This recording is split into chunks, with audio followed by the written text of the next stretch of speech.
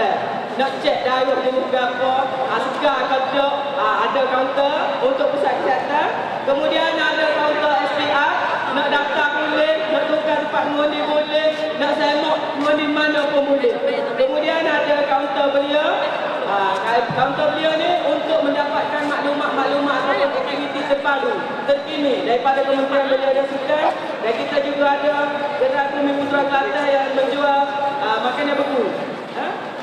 Jadi ada di sekitar ni, adik kakak selamat datang, selamat berhibur. Dan kita pakai bewa hari ni, selamat makan-makan dulu. Cumanya sedar untuk bewa kaya. Silakan untuk jamu makan. Geng-geng dulu duduk dalam meja mesra-mesra. Kerana lama tak temu mata bersua muka tu.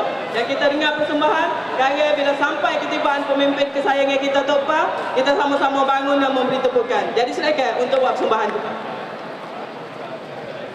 Pesanan daripada MC kita cukup jelas dan nyata, ya. Begitu juga yang dibangkit oleh adik kita Sabri Yunus Gelombang Merah. Jadi kita beri sokongan kan. Dipersilakan adik Hana menyanyikan sebuah lagu.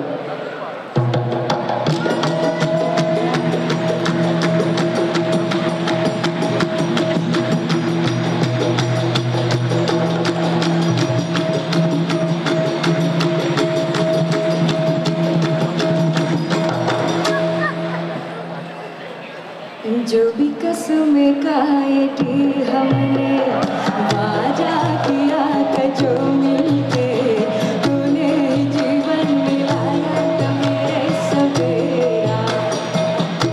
क्या तुम्हें याद है, क्या तुम्हें याद है, क्या Saya jawab.